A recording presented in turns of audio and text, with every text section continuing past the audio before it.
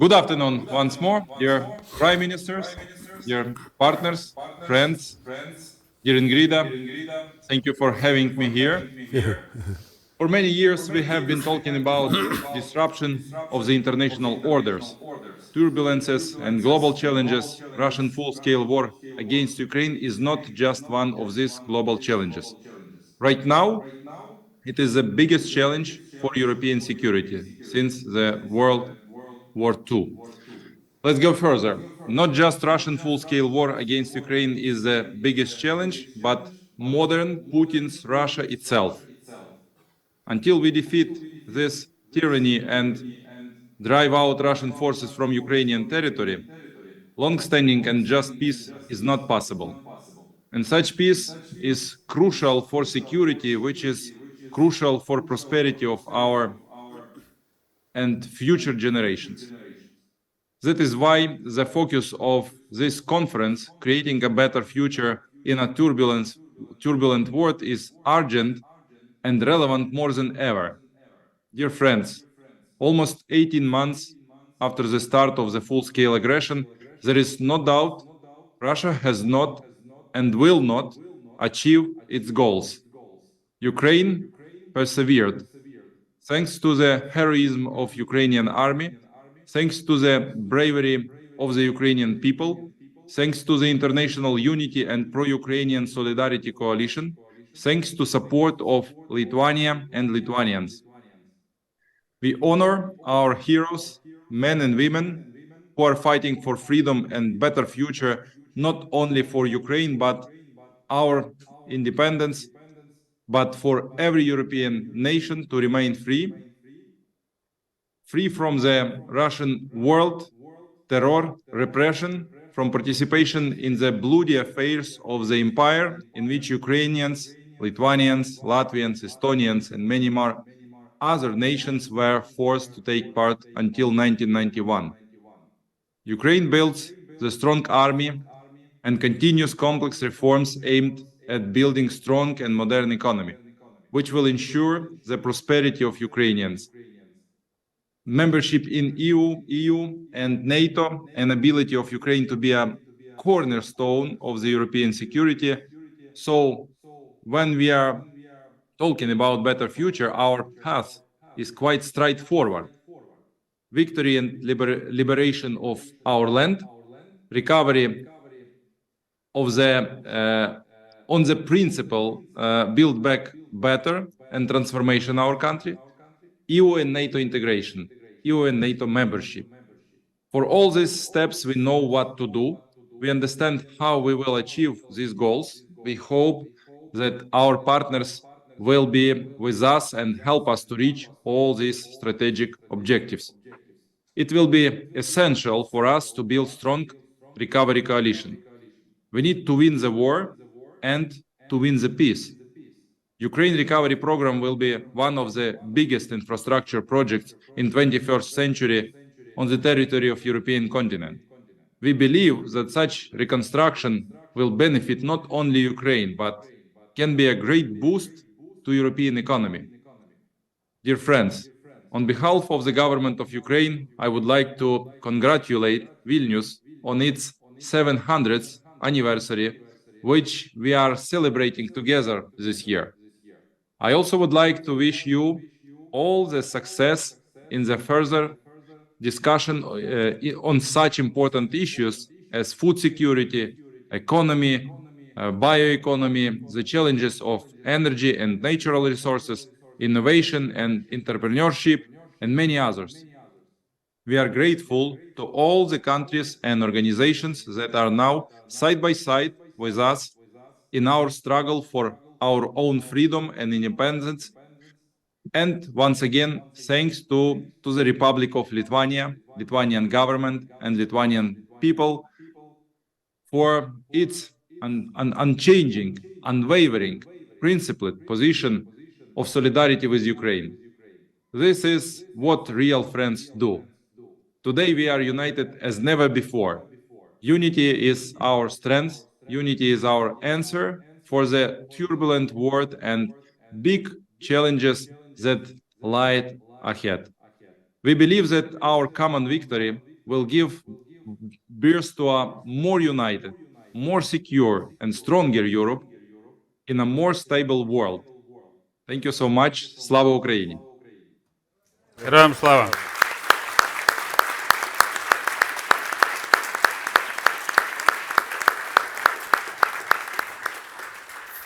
Thank you, Prime Minister of the State of the Brave Hearts. If I may, a couple of questions. Absolutely. The first one. Now, as a country, you are standing up for the freedom and democracy and are on the way to become a member of EU. What kind of help will be needed from Lithuania and the rest of EU so that Ukraine successfully joins the Union, continue to pursue the needed reforms, and become the true Western democracy? Thank you. Thank you so much. For many years, we are discussing about tragic historical mistake in the history that Ukraine is not in European family. Obviously, European Union is proper place where Ukraine must be, and we should be in European Union. We should be in NATO, and this is the only reasons how Europe could be stronger, how Europe could be more safety. So it will bring long-term stability to European continent and to European Union. Lithuania is among our friends, our partners. Lithuania is one of the biggest advocates of Ukrainian European integration into the NATO.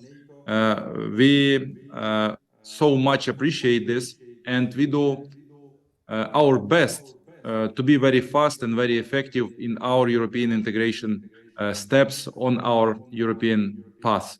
Now we implement all the reforms. Now we go further for implementation all European directives, rules, legislation.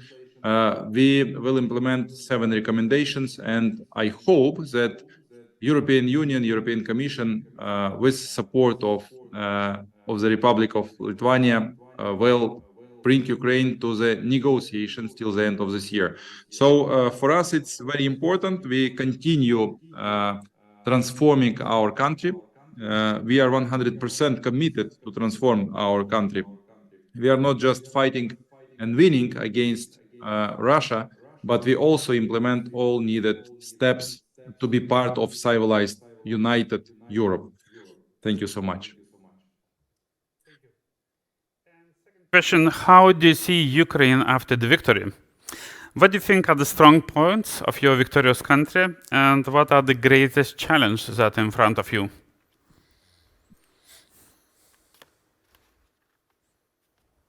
Nobody doubts Putin's clear defeat in Ukraine.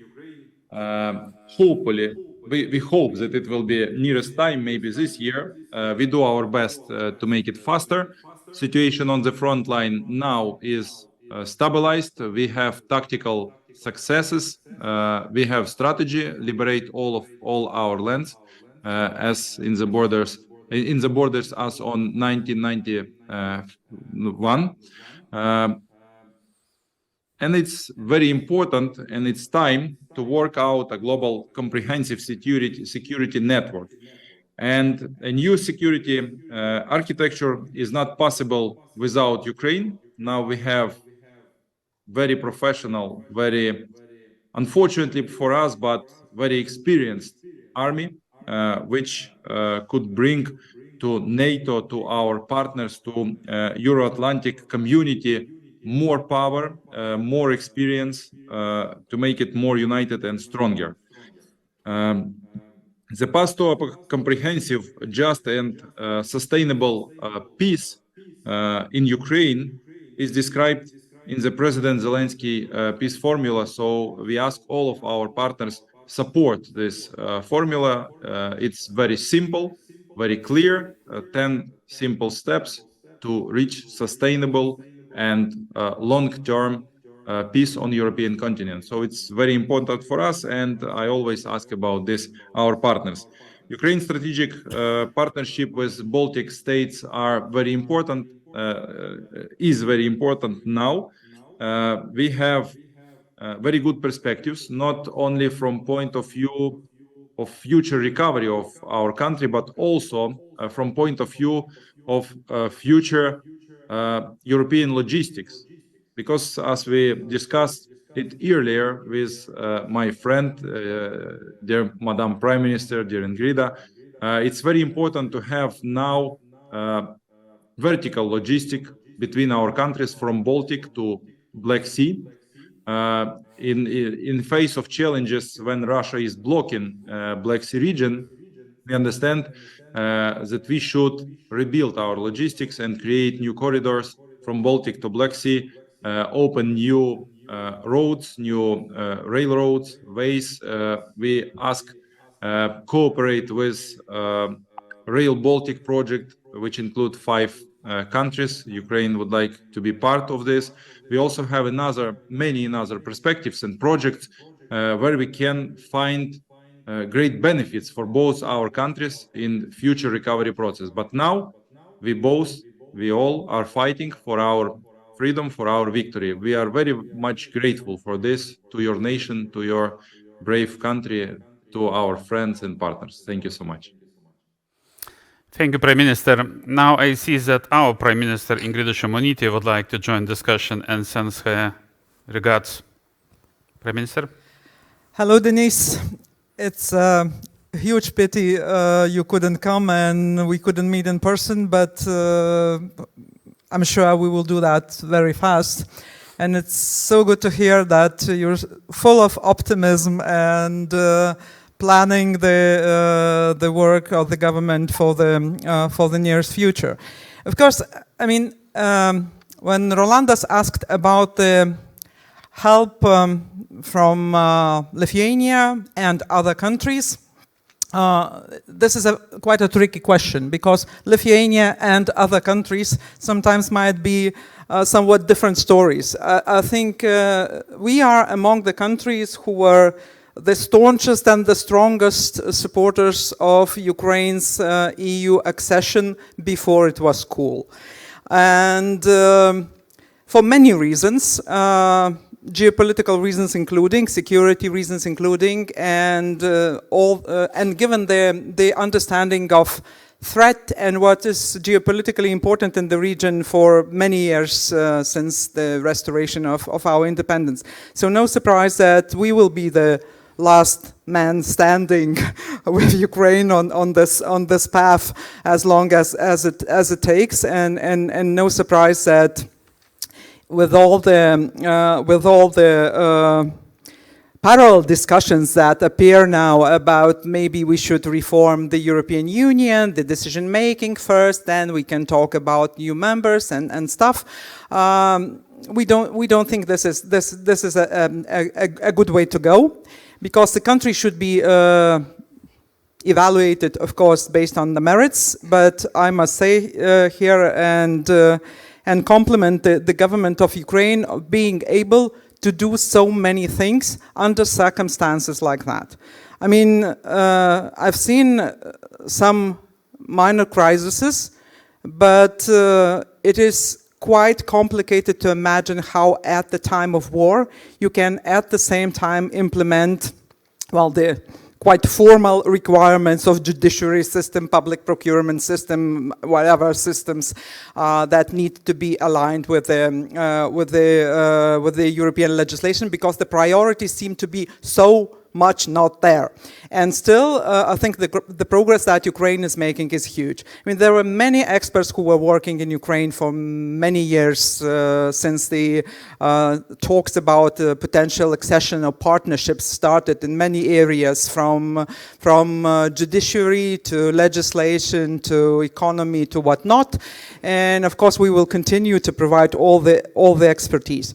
Now, when we speak about what comes next after Ukraine's victory, I think it was Denise who told once, half a year ago maybe, that sometimes when you look at the devastation at the level of ruins that are there in Ukraine, in many cities and many places, of course it's very sad and very sort of hard to see that. But at the same time, this will be a possibility to rebuild what was there better.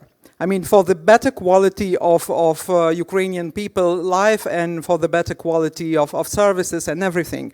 So, of course, this will be a huge effort, and there will still be a debate how to make the aggressor pay for it, because this is the only just way to proceed. And this justice most probably is one of the biggest challenges as we go forward, how to make the guilty pay, because it's normal that we democratic countries, European Union, US, all the other countries are supporting Ukraine along the way, but finally the bill should be, the toll should be borne by the one who've created all these devastations.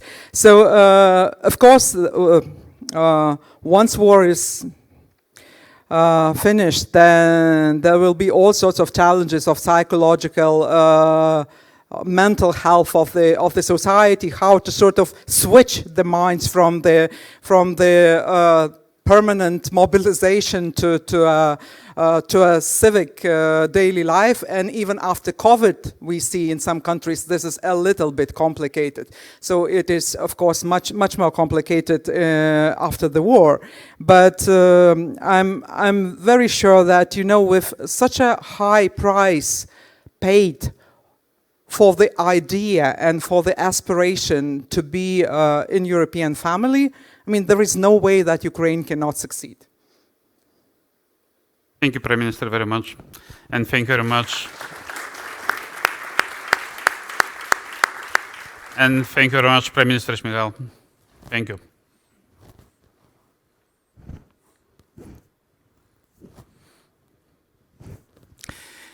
And now we will move forward with our discussion with Lithuanian Prime Ministers. A small point of order for audience. Should you have any questions, please do not hesitate and voice them through the mics that our assistants will bring to you. Or you can also ask online on Slido, and your questions would be also passed here. As you have already guessed from the panel composition, the topic will be Prime Minister of the time of crisis. And now, over to you, Professor Abišala Braverman, who kindly agreed to moderate the discussion.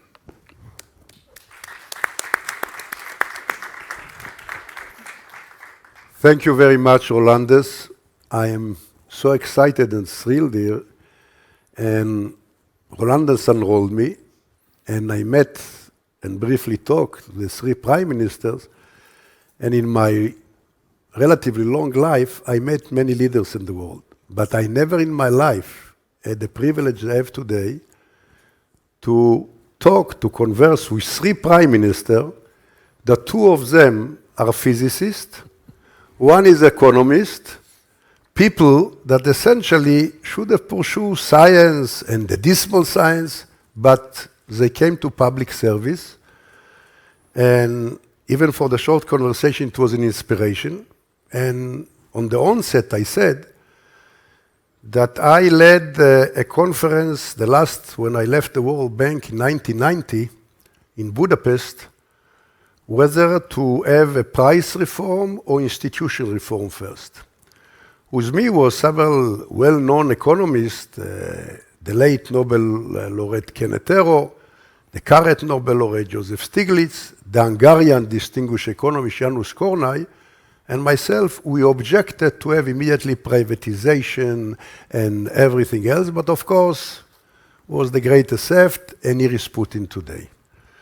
Now the 3 of you have been in succession leading Lithuania from under the boot of the Soviet Union, and when I visit Vilnius today, it's almost a miracle to see what a civil, successful society you are, and you walk in all the coefficient or the parameters what measured a good society. I would like to first start the question from the past and then later move to the present and the future. In the past, my main question was, how did you manage this transition when you came out of long time under the occupation in the Soviet Union, and you were able to maintain such a progress, civil society, and as I found, and Martin Wolf may be correcting me, I think we are the only country that, contrary to the leadership like Angela Merkel, and I won't mention Schroeder, you realize the danger of Russia dictatorship, and you pursue your own independent path for energy. So I don't know, we have 3 distinguished prime ministers, and I am like an expert. Mark Twain used to say, what is an expert? Somebody out of town. So I'm an expert. But the question is, maybe I will start with the distinguished prime minister, Ingrida Šimonytė, Ingrida Šimonytė, and you maybe look that you have been just a civil servant in the finance ministry, and you went all the way to be the leader of Lithuania. Please. This is very smart, because when we regained the independence, I was a school child. So I was fighting my teenager fight with Russians and Soviets. So of course my 2 distinguished colleagues will tell maybe more. But I think what is important, what I can mention from my quite prolonged career in the public sector, because I work for the state since 1997. So I would say that, of course, there were like 2 pushes, at least in my eyes. First push, of course, was to have our own country back. And that was a very clear motivation. Of course, then came some people got tired, some people thought that maybe it was not so bad. I mean, all sorts of things that usually happens. But I mean, the understanding of the society that if not Soviets, we would have been a boring state like any of the Nordic states now in the 1990s, all having jeans and tape recorders, TV sets, cars and everything. It was so strong. I mean, the understanding that we were sort of stripped from very clear things. It was very strong, and this even material, one might say, not only idealistic, but also material hunger was quite important in sort of trying to get rid of communist rule as soon as possible. But then I think what was also very important is that the founding fathers quite fast had a consensus that we need to strive for EU accession. And this was, I would say, a very clear driver of many things that happened in the public sector and also in other areas, sometimes quite unconsciously. Because people just understood that they have to tick the boxes somewhere. But this tick of the boxes at the end of the day turned to the decisions that were made, maybe sometimes not contemplating too long. Maybe this is not that good for democracy, but I mean, but that appeared to be good for the country, because there was a clear role model, there was a clear family we want to be in, and there was a very clear push that we need to work hard, we need to meet the goals, and then we joined the European Union. Now I think the major challenges, and I will lead my intervention here. The biggest challenges that we've in the world that looks not exactly the way we wanted it to look in 30 years from our restored independence back in 1990.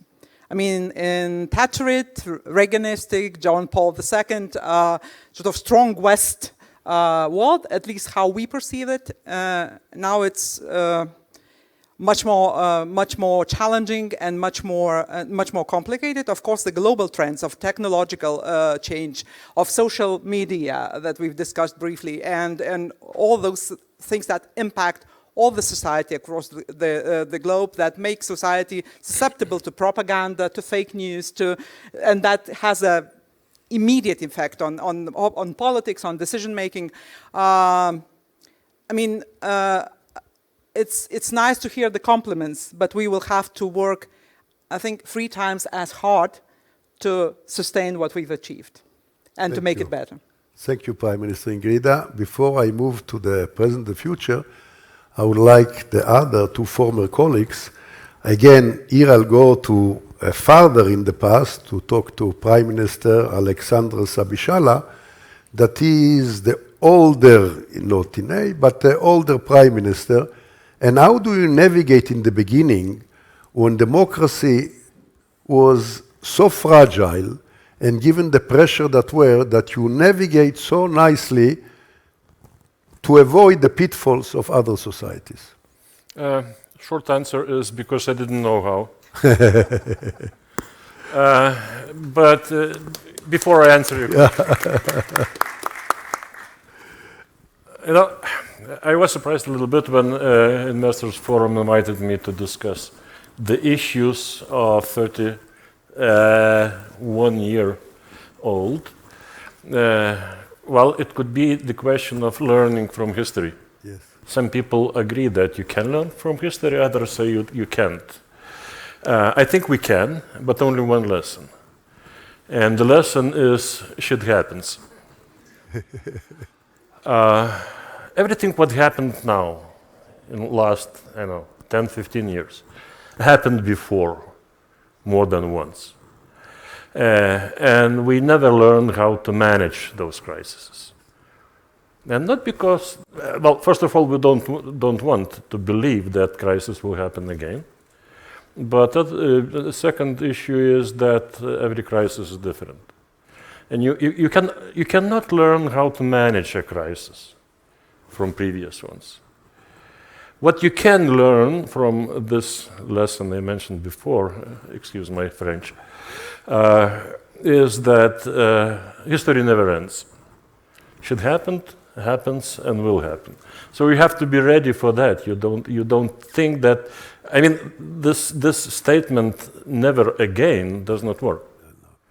So you have to believe that it will happen. And the only thing you can to be ready, not to read the books on previous wars, on pandemics or whatever, but understand that you will have to act, and act fast. And that's what you did. Yes, we had to, and you know the Serenity Prayer, and the last statement is. Dieve, duok man išminties. God give me wisdom to make difference between one and not to do and yes. But only those people that do not know that distinction may do things that others don't. So and that's obvious. Sure. Nobody knew. There were lessons how to go from capitalism to Soviet-style socialism, but nobody knew how to go backwards. Yes. And therefore, everybody tried. So you navigated wisely. We did not. We tried to do, and what I can tell, you can learn from any crisis. First of all, early 90s in Lithuania was not a crisis, not at all. It was a revolution. Every revolution is a crisis, but not every crisis is a revolution. So we had to think not how to fight, how to manage the crisis, but what we want to achieve, and that's a good lesson as well. You know, Yes. if you understand, as Prime Minister Shmyhal just told, if you think during the crisis of the future, if you know your goals, then you can easier manage the crisis. Yes. And that's an inspiration as well, not only technical motions, technical movements whatsoever, but the inspiration not only for leadership, but for society, for the people as well. Thank you. Thank you very much. And now to the in-between Prime Minister, Andrius Kubilius, and we had conversation over lunch. He was a prime minister during the financial crisis in 2008, where Prime Minister Ingrida was in the Minister of Finance. And some of you economists, and of course my friend Martin Wolf, remember there was a fantastic book by a professor in MIT called Charlie Kindleberger. And Charlie Kindleberger wrote a book. It's called Manias, Booms and Busts, the history of financial crisis, that he'd go many years backward from the time that black tulip in Amsterdam cost more than all the real estate in the middle of Amsterdam, and people ran, and it collapsed. People do not learn from history. They repeat the same thing over and over. But I would like to ask Prime Minister Kubilius, in 2008, when Martin Wolf wrote about Lehman crisis in the world, the IMF sent a simple recommendation all over the world, cut the budget, do this, you know that it by heart. Lithuania didn't do that. Would you reflect a little bit as a physicist how you navigate a little bit the economics of Lithuania during the financial crisis? Well, thanks a lot. We cut, the budget, but we did not went into IMF. Yes. But first of all, when I remember that period of time, I think that I learned one lesson which I'm not so sure, but maybe Ingrida advised me at that time. Exactly 2008, end of the year. I remember how we won elections in October, still celebrating victory, and then it appeared that there is nothing to celebrate. September Lehman Brothers went down. So October you became Prime Minister. 2008. Then it started to come. I remember Ingrida came still, being from the Ministry of Finance, expert, and she said, "Look, guys, perhaps our growth for 2009 will be zero." That was shock for us, because before that we had 5 or 6%. We ended 2009 with minus 15%. So that was how it looked like. And of course we started from the very beginning to implement on our own, even not waiting IMF advice, all the austerity measures, cutting budget and salaries, our own salaries and so on, raising taxes. And somewhere in December, after our first steps, Ingrida, I hope that was Ingrida, I don't remember exactly, but she came and said, "Look, guys, after what we did, there is no reason to invest into communication and popularity. That's done. That's done, So then we were living quite an easy life after that. So, of course, here was discussion with IMF among the Baltic states. We were, avoiding to invite IMF because at the very beginning we were afraid that IMF will demand devaluation. Then Latvians got the banking crisis. They invited IMF. We had big discussions in Lithuania, but we stayed, outside of IMF because additional reason was that usually if you are inviting IMF, political stability of your government can become quite shaky. So we survived. Okay, that was still, perhaps our economists are still debating what was, right or wrong, but we survived. We started to recover, and that is how it went through. Out from this crisis, I came, with several lessons. One is that, in Lithuania, since we came from physics, we can start to make some kind of predictions. In Lithuania, it's very easy to make prediction on the crisis, because each time when we are celebrating big anniversary of our independence, on 11th of March, we declared independence in 1990, so 10 years anniversary, 20 years anniversary, 30 years anniversary, we usually are hit by huge crisis. So it was 2000, I was prime minister again with Russian crisis. 2010, you know, this crisis. In 2020, I was thinking that, well, things were looking very nice, you know, we were preparing for celebration of 30 years, and then pandemic came. So I can predict when the next crisis will come. 2030, 11th of March, we're ready. I don't know who will be prime minister. But, no. But more seriously, you know, definitely, the crisis is from one side. You don't need to invest into communication, which makes life more easier. I remember Jean-Claude Juncker, who was always saying that, well, everybody knows how to manage the crisis, but nobody knows how to win elections after you will manage the crisis. Exactly. This is, again, something what we need to learn. But I'm always remembering also Jean Monnet from 1957, you know, when he said that, you know, European community, at that time still community, you know, will be created during the crisis, and what will be created during the crisis, that will be European community. And this is really exactly what is happening. And now when we are, you know, when we are all facing Ukrainian crisis, which is, you know, not Ukrainian crisis, war against Ukraine, you know, for Ukraine is a war. But it's a huge geopolitical crisis for European Union, for the whole, you know, European continent. And I see really that European Union needs to come out, you know, with much stronger geopolitical policies out from this crisis. You know, that is how Jean Monnet predicted. Yes. And I am quite optimistic. I see, you know, some steps, especially recently, when suddenly, you know, leaders of European Union started to speak much more ambitiously about enlargement.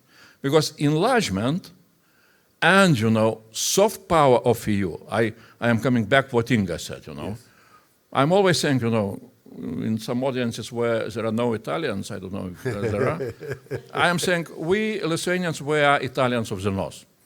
You know, we are Catholics, we are very emotional, you know, and if to compare with Nordic Protestant countries, we are very different. And exactly, you know, we were swinging all the time from political point of view, from one side to another side, you know. And in 1992, we were the first country when after our independence revolution, former communists came back to power. Luckily, they started to become social democrats and so on and so on. Yeah. But exactly at that time, what stabilized us from this, you know, our features of Italians of the North, you know, that was exactly the promise of EU that EU is opening the doors for us. And EU needs to understand how important and how strategically powerful it's you know, it's soft power of transformation. So I am hopeful that from this crisis, Europe will come out with much stronger understanding of this, with ambitious, you know, agenda how to enlarge, and that is what will make Ukrainian future much stronger and in some ways similar to our. Thank you very much. Over lunch, when we had, you told me that you're optimist. You haven't said that you think when Putin goes, and hopefully you all pray that it will happen, you think something good will happen with Russia, because you're optimist. I don't know what the other, because when I was getting my PhD at Stanford, there was an economist by the name of Ezra Solomon in the business school, and used to say economic forecasting makes astrology looks good, and then he continued to forecast. Intelligent even is worse than that. But I would like to take you, because I'm telling you, I'm overwhelmed by the civil society and the success of Lithuania. But the key question, since you mentioned that you are really, and I think Prime Minister Ingrida said that, if it wasn't for Russian occupation, would be like, if it wasn't, as if, would be like Denmark, like Iceland. Now you are today probably among the 30, más o menos, more or less, best countries in the world, in all parameters. The question, are you have a criteria of satisfying, it's good, or like I met some young people in the bars when I would like to talk to people in bars and you learn something. Do you want to be, in 10 years, one of the top 5 countries in the world, like Iceland and like Denmark. And if you want to, what you have to do about it. And I'll start with Prime Minister Ingrida. Of course I do. Otherwise, I wouldn't be doing what I'm doing, you know. But I think it's still good to be among those 30s. Yes. Because I don't know for what reason, but we also need this sort of to have a debate with the people who would bet that we are in the 175. I mean, they see this huge progress. They see the lives changing and getting better.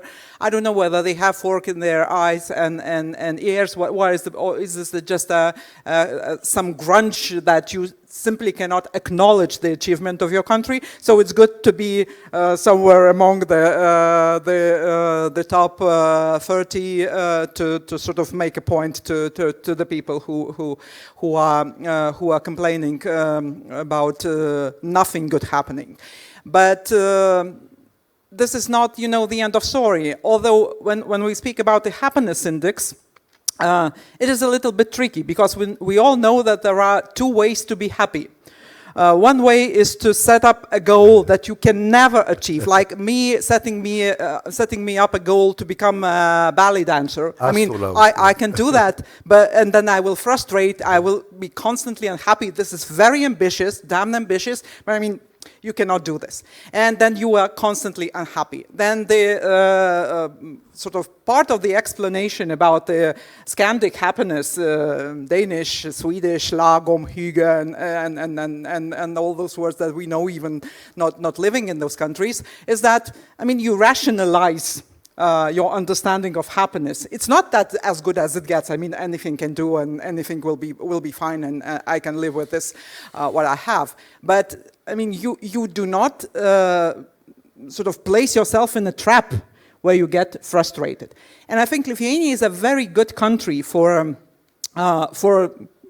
aspiring for higher rankings, because I mean, with 33 years of restored independence, we still managed to avoid some of the diseases that you find in some other jurisdiction because of of a very long time of peaceful life. Yes. Where sometimes you cannot understand why things are happening like they are happening, why there is so much bureaucracy, why it's so complicated to innovate, to have a decent payment card infrastructure or something. I mean, so for us, it's much easier to sort of start from a more positive background. Like for Ukraine, it will be like in most of the cases, yes. I mean, ideal, regardless the fact that the level of devastation is huge, but then you can just build the best and the newest for your people. So Prime Minister Ingrida, what you gonna do if you're Prime Minister again in order to have this transformation? I will work as hard as I can. Thank you. Prime Minister Aleksandras, please. We were speaking about Italians of the North, and you were speaking about happiness, and you were speaking about success. And this is all about mentality, and you can understand a bit of a mentality from language. If you translate success into Lithuanian, it's clearly sėkmė. Do you agree? The what? Sėkmė in Lithuanian is success. But if you translate sėkmė into English, you should translate it success, luck, and happiness. Okay? Lucky man in Lithuanian is laimingas žmogus. Now, the verb derived from laimė, which is happiness, is laimėti, to win. You can never translate win into be happy, but in Lithuanian it's happiness is to win. We are the winners. Yes.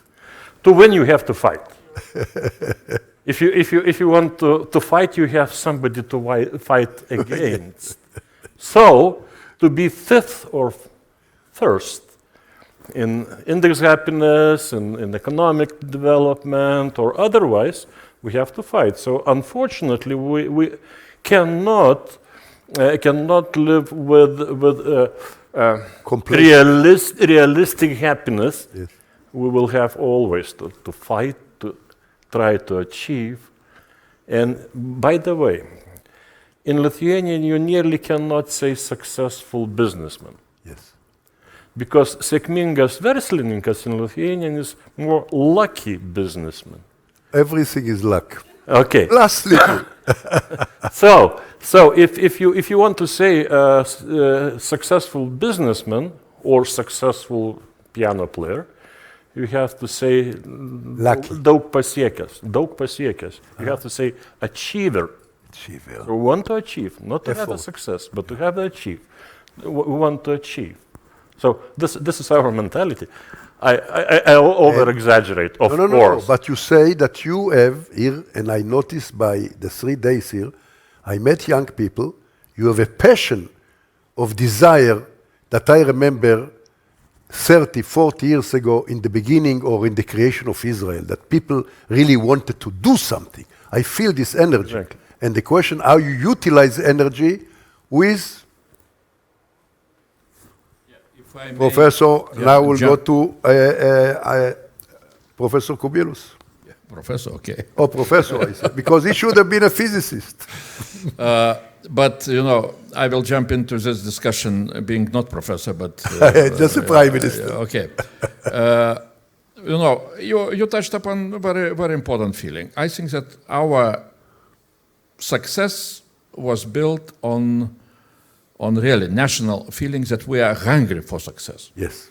We came out, from Soviet Union being a very poor country. I mean, according to Soviet standards, we were not so bad, but according to European standards, we were a very poor country. I'm always repeating that. I looked now into Eurostat data. In 1999, our GDP per capita in PPP terms was only 1/3 of EU average. And we were growing up during all this period of time. And I think that we were growing, okay, we can discuss what were the main factors why we were growing. In my view, we were growing because we entered, single European market.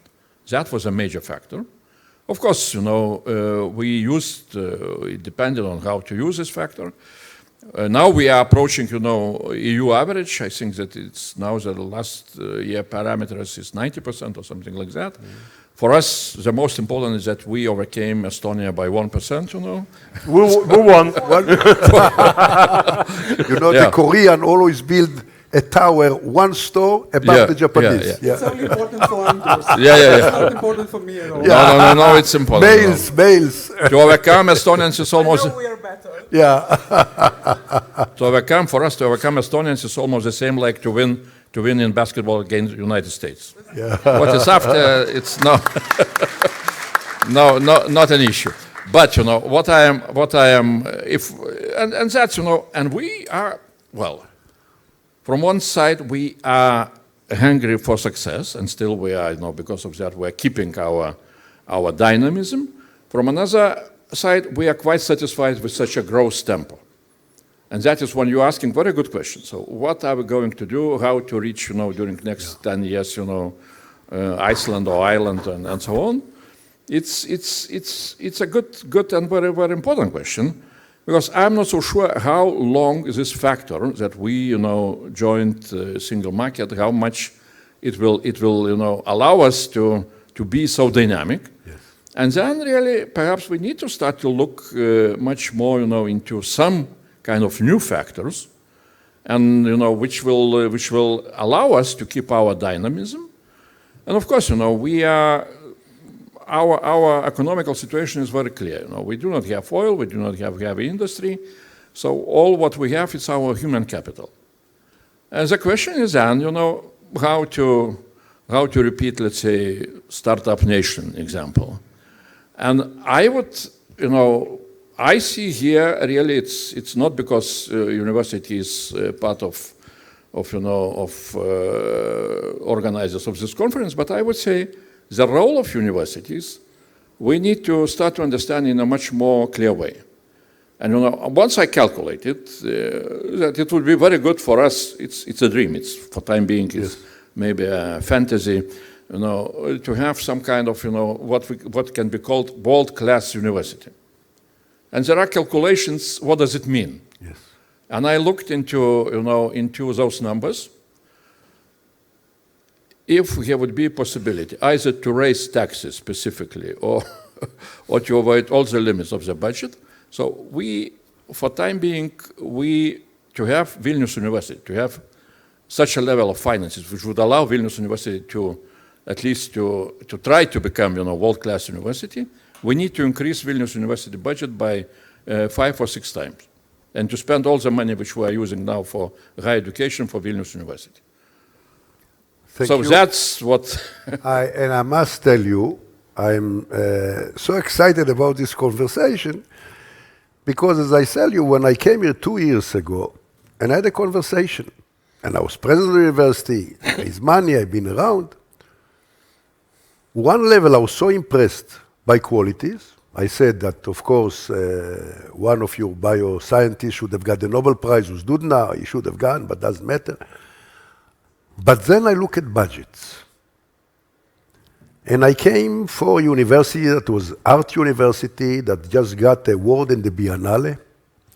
And I saw the leader, director, a woman, and asked, what's your budget? She said, 10 million euro.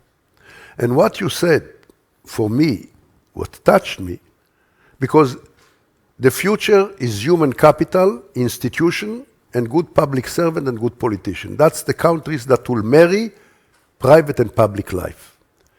And when I look at this issue in every country, the key issue, and Prime Minister Ingrida is still in politics, I don't know if you guys will go back again, the real dilemma is either, as you say that, you find resources to increase budget of university and education and create the marriage of the way I build in Beersheba, the private and public and park and high-tech, and people do that.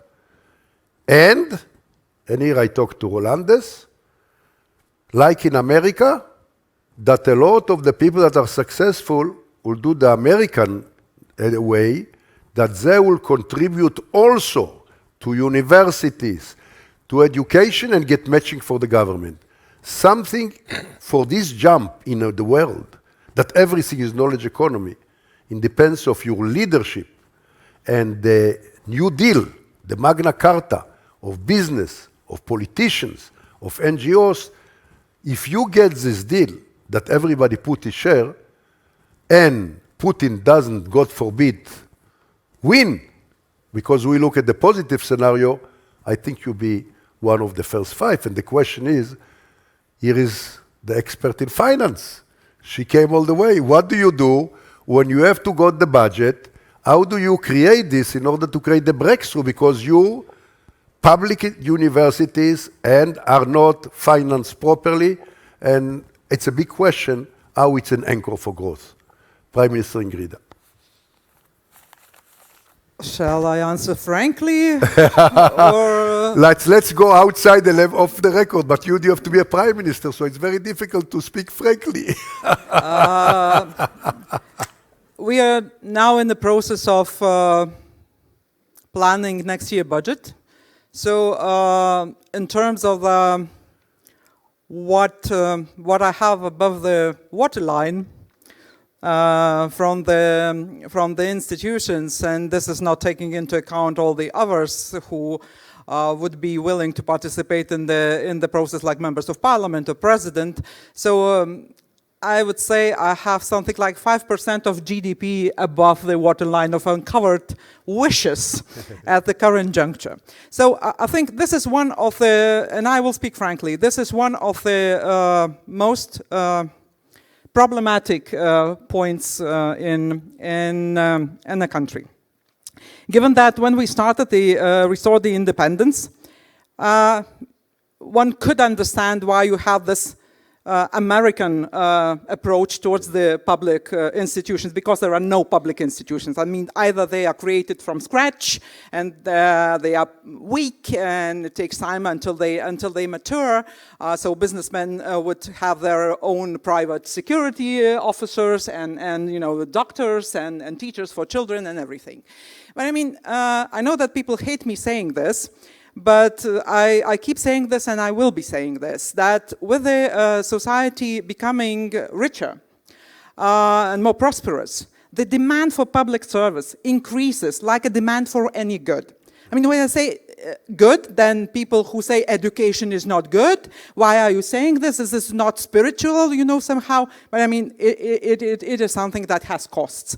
And the demand for education, demand for infrastructure, demand for health services, demand for public administration, that is in the forefront in my understanding of making the best use of taxes, because what is public administration? Is somebody who has to make best use of the collective money.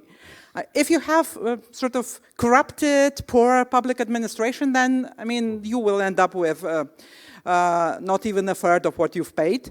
But you are saying that even with a budget of 10 million and something, we managed to squeeze out something. But the problem is that since we are still the net beneficiary of EU support, many things that are done are financed by European budget. And you can do this in the beginning, you can do this in the transitional period, but when we get this 100% of European average, what's then? And all of a sudden you can find yourself in a situation when there are quite bits and bytes of the public services and public sector hanging somewhere in the air. So those will be either abandoned or will have to be footed by our own money. And I know that, you know, I'm speaking this sometimes with myself, like, you know, there are not so many people willing to hear that. But this is, I mean, you're an economist. You can say that this is an economic science that says that, you know, with a society becoming richer, especially in society that does not have oil and is not any bloody petrocracy or something, but just can invest in human capital and in research and development, and this needs money. I mean, you cannot sort of free ride on an understanding that somehow the state will ensure good public administration, somehow the state will ensure good education, somehow there will be a chance for all the kids to become somebody in life. I mean, this all costs money. Thank you. And is there anything, Professor, Prime Minister Aleksandras, in the linguistic in Lithuania that can have some educational transformation? That's what I wanted to say. We say in Lithuanian, ne piniguose laimė. Money does not make you happy. Yes. Or you can translate it, money does not make you successful. Yes. And I'm serious. While driving here from my beloved city, Kaunas, I live there, there was a comment on radio that Vilnius Gediminas Technical University nearly achieved 50% financing from technological development, from scientific work, whatever. And it's for the first time in Lithuania. Before, universities did not try to do that, because Prime Minister Šimonytė financed them. Yes. And they simply were not hungry for going to businesses to try to cooperate, to work directly for business.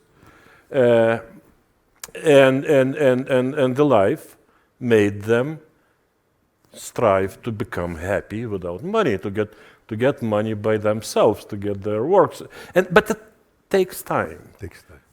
We with Mr. Kubilius were in the Knowledge Economy Forum, public organization, which were speaking the same 20 years ago about knowledge economy, about high value-added economy and things like that. And believe me, universities were not interested at all. Now they are becoming to, because they feel as well that European money is about to end. Yes. And they have to live as all good universities live. And it's not only funding from budget, funding from private people and things like that, but their own work that they can sell. That's my comment. introduce the question to Prime Minister Andrius by just an introduction, because I'll say about the past glory of Israel as a so-called startup nation. You know, the reason for the success in the startup is due, like the United States about NASA, that Israel spent tremendously on the military and defense with all the new technologies. Out of that, the externalities went totally to the civil sector. And there was another element, and I got my PhD at Stanford when people started Silicon Valley many 2,000 years ago in 1976. Basically, the way in Silicon Valley people were in garages, the Israelis in the special units, there was no lexicographic order, captains, they worked like that, like friends, and they took it out. So the culture working together and major defense externalities. You are not having defense. So therefore, the only way for you to create this culture, and by going in the bars here and talking to people, I see that it exists, is to create a cultural transformation in the university, in the business, in contribution of the wealthy people, to create a culture, and then given the quality of the people that you have, you can do that. But you are an optimist, so tell me how you're going to do it. Or tell Prime Minister Ingrida. Well, to maybe I can tell just two things. First of all, you spoke about Israeli example. So Israel, of course, was and is, you know, from security point of view, yes. I would call it permanent crisis. You know, we are a little bit of that, you know, also. But it means that crisis is quite a good, you know... In Chinese, crisis is an opportunity. So that is what, you know, what I would call, you know, let's not be afraid of crisis and let's look for new opportunities. I don't know if we can, you know, go into defense or into some kind of, you know, new industries of that sort. We are quite good in biotech. We are quite good, you know, in some, you know, photonics and so on, you know, from physics. So there are some physics. Yeah. Physics. Yeah. Physics is basis for everything, you know. Yeah. So maybe we can develop in that area. But of course, again, you know, I would again repeat and what you are saying, you know, is the role of universities. And here we come down to, you know, to the budget and financing. And I see really that in Lithuania we need to have some major discussion on you know, structural understanding what is budget about. Now, you know, government is proposing tax reforms. Not everybody agrees with that. But the question is very simple. If we are, you know, there are two models of, you know, successful countries in Europe. I mean, if we are talking about to jump up. So either we're going something like Swiss model, very limited public, you know, sector. Everything is financed by private money. Schools, you know, healthcare, and so on. I'm not so sure if Lithuanians will jump on that, you know. Only on taxes. Yeah. So another is really, you know, more European model, Nordic model, you know, more of, you know, state spending on social infrastructure, you know, really investing into education, investing into other, you know, social functions. But that means that in the budget you need to have bigger amount of money to redistribute bigger, you know, part of GDP into the budget. No question. Lithuanians, we are Italians of the north, so we want to spend like, you know, Scandinavians, and we want to pay like Swiss. So you need a cultural revolution. Absolutely. My last question, it was coming to you and I was afraid to ask it, but you gave me the permission to ask, is I look at the tragedy of the Jewish people and I think the success of science in physics in the United States was when the Germans and the Nazis took over, all the great scientists, including Albert Einstein, moved to Princeton and others, and Princeton Advanced Institute, that was an average one, became the best in the world.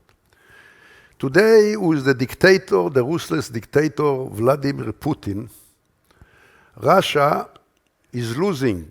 Many people are leaving, intellectual people of talent, and this brain drain can be utilized by you to improve your human capital, except there's always the fear that first to accept Russians given what takes place, the messengers of Putin, but somehow it came to me and you gave me the permission to ask, so I'm just an expert out of town. Because I look at the abundance, because Putin is exactly, as you say, creating a gas station with atom bomb, and everybody is living. And this is a source of opportunity for many people. But the Russia card is a very complicated card, and therefore I'll start with Prime Minister Ingrida and let two of you conclude. And I tell you, I was in Davos with Martin Wolf many years before, I never had such a good discussion ever in Davos, and I thank you.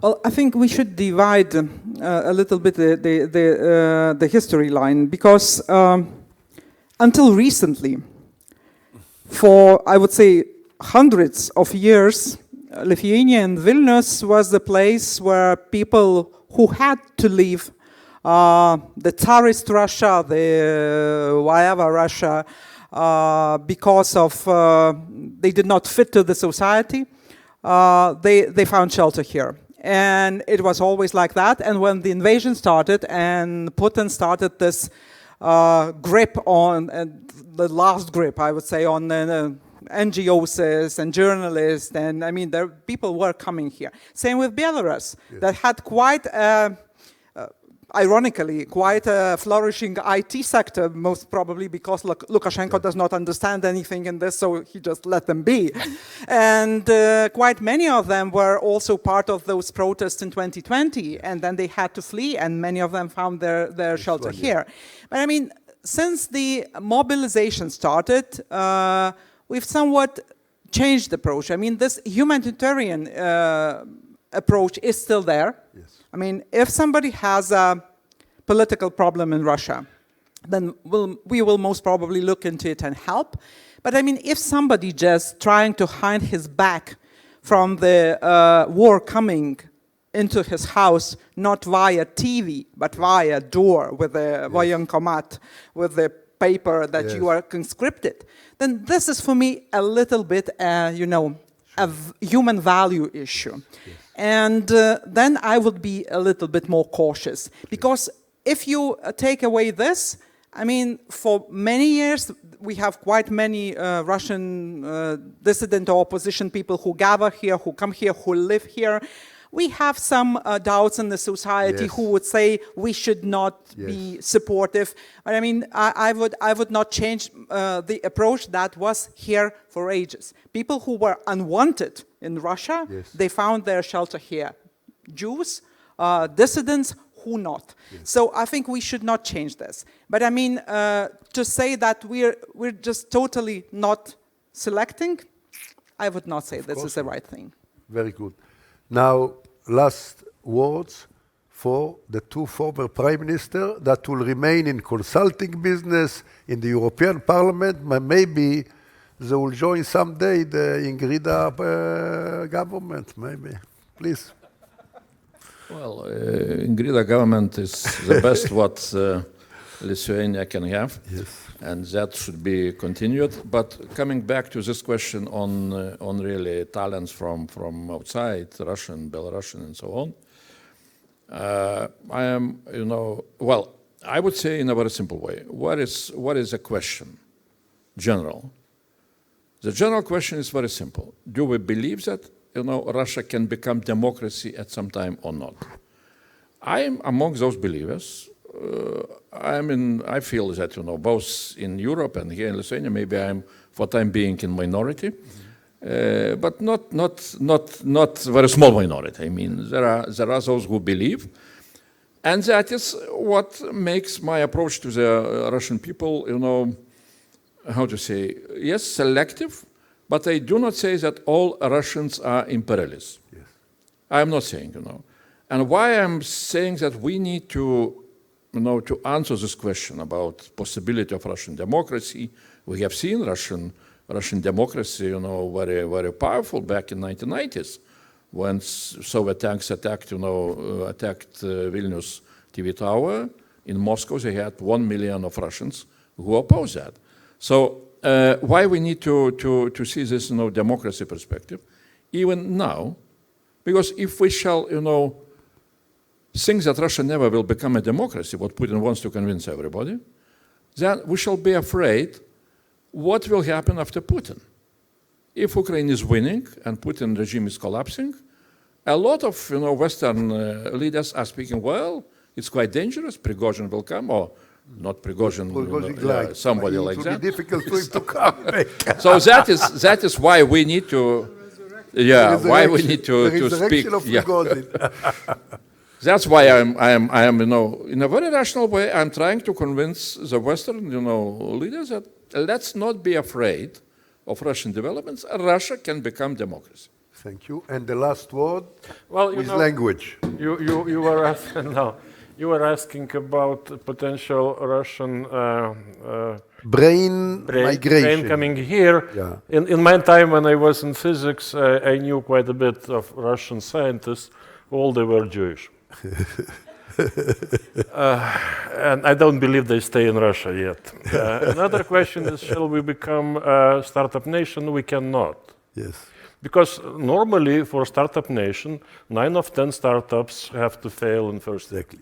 In Lithuania, 6 to 8 startups survive and grow. So there is no way. This is the best. Ladies and gentlemen. But right? I want Yes. to show that I can be serious as well. What we need in Lithuania for the development, we need to improve fairly our discussion culture. We demonstrate discussions on Facebook, but it's not the ones. We have to have discussions among elites. For that, we have to have elites. It's not those elites that are on glamour journals. But really business, academia, political, NGO elites, for that they have to understand themselves as elites, and then we have to start discussions. That did not happen in Lithuania so far, I can tell you. Thank you. Thank you. Listen, this was the best. I understand. No. My patron in Vilnius, Rolandas, say that there is a very interesting question from the audience. Rolandas, please. Now, there are at least 12 questions through the Slido, but we have time, I'm afraid, for 1, 2, or 3. It depends on the length of the answer. So the first question was to Prime Minister Šimonytė. Well, it was in Lithuanian, I just tried to translate. But the question is, what the military security measures are planned to implement within the next 2 years? Would you give 5 priorities in military security measures? I'm not sure how much details I can give, given that this is not a National Security Council, but a public conference. But I think that anyone who follows the public debate understands that there are 2 tracks that are equally important. One track is strengthening of our own army and further modernizing, and there is a decision to build a division, meaning heavier armor and everything, but also the host nation support, given that we are a country that is quite dependent on our allies and their understanding of how important it is to be present on the ground here. And so the investments that we need to welcome a promised brigade from Bundeswehr will be quite a big headache, and I think will be one of the major projects that not only my government but also the successive government will have to implement. Next Thank you. question. Well, I selected the questions that fit to all prime ministers, and that sounds like this. Some argue, due to the growth of economy, the democracy institution in Lithuania were developed. If the growth were to stop, might it erode democracy? The question is, if growth stop, will democracy disappear? Or reduce? Diminish? I will try to answer. Well, that is why growth should not stop. You know? And we need to invest into university. But to be more seriously, this is an issue which is really very, at least what I see, is debated quite heavily in the world, especially in the United States. And this is a question about the future of what I can call American dream.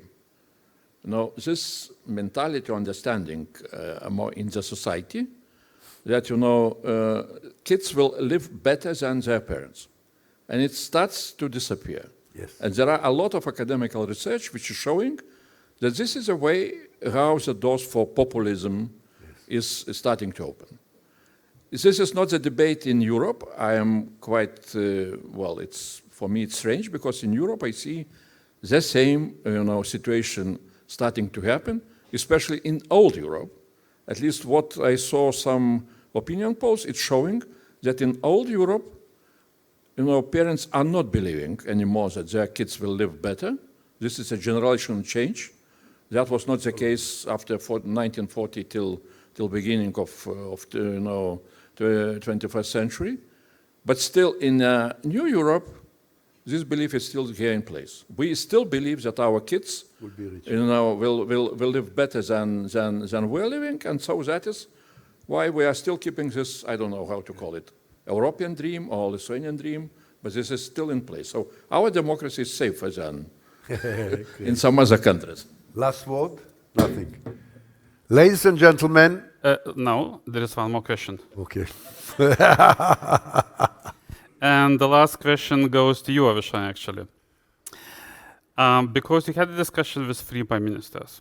And yourself, you work for World Bank.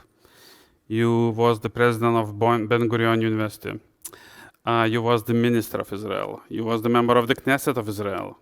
You was, or still are, and I'm fierce married fighter. to Yael, and I have 2 sons, Yeah, which is the most important. Yeah. And you are a fierce fighter against the last reform of courts in Israel.